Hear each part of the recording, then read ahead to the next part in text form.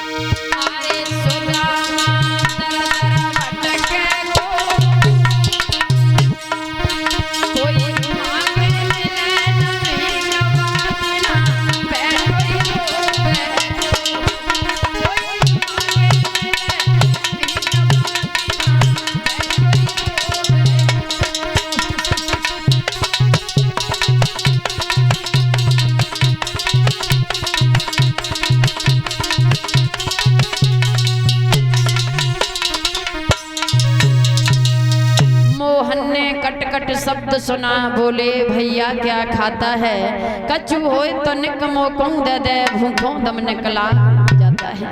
कपटी बोला क्या रखा है, दांतों को शीत सताता है, इसलिए तुझे खाने जैसा कट कट का शब्द के गोर से कपट मित्र से चोरी, और चाहे हुई निराधन चाहे हुई कोरी। भगवान के साथ में सुदामा ने कपट किया, झूठ बोला। याद रखना श्रोता बंधुओं, अपने ही शुभ कर्मों से कन्हैया द्वारकाधीश बन गए और अपने ही कर्मों से सुदामा इतना गरीब हो गया कि सुबह का अगर खाने का प्रतिबंध हो जाता तो शाम का कोई निश्चित नहीं, और शाम का हो जाता तो सुबह का निश्चित नहीं। धीरे धीरे समय के अनुसार सुदामा की शादी होती है, सुशीला नाम की कन्या घर में आती है। छोटे छोटे बालक समय के अनुसार जब घर में पैदा हुए हैं तो प्रमाण ये मिलता है भैया, जिस दिन से सुशीला घर में आई है इतनी गरीबी है माता, कभी भरपेट भोजन नहीं किया। और एक बात याद रखना दादा, वनी के चेहरे पर लाखों निशान होते हैं और वनी बिगड़ जाती है तो दुश्मन एक नहीं 1000 होते हैं। और ये हमारे पूजनीय सम्मानीय दादा बाबा बैठे हैं, समझ गए होंगे। कथा बहुत जल्दी कर दी, देखो समय बहुत कम है, 6 बज चुके हैं और दूसरी कथा में पहुंचना है। कथा प्रारंभ हो चुकी है जहाँ कलश यात्रा हो रही है, तो माफी चाहती हूँ आप लोगों से। और आइए देखते हैं, ये किसी ने सच ही कहा है कि बनी के चेहरे पर लाखों निशान होते हैं, बनी बिगड़ जाती है तो दुश्मन एक नहीं 1000 होते हैं। अगर माताओं अपनी मेहनत से चमत्कार को नमस्कार है। किसी ने कहावत कही है कि ना बाप बड़ा ना भैया सबसे बड़ा।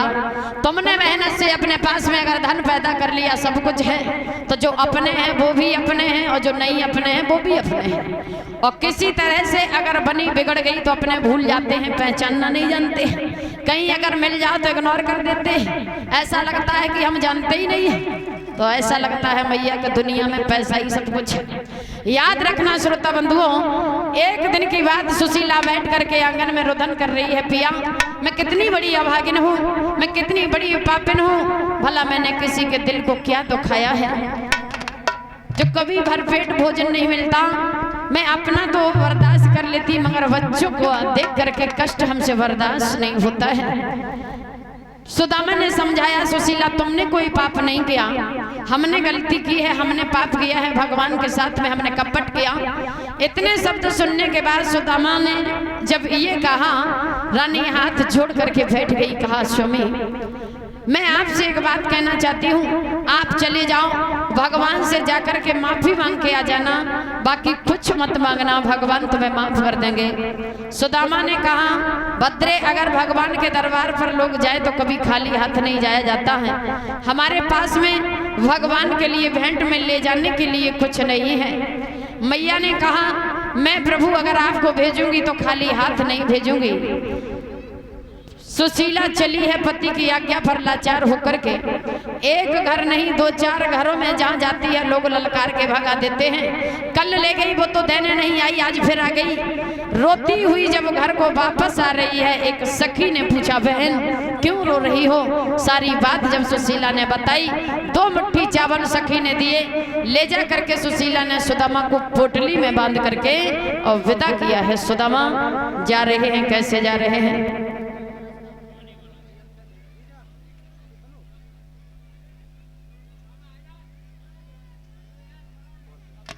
सुदामा कहाँ है? सुदामा आ जाओ।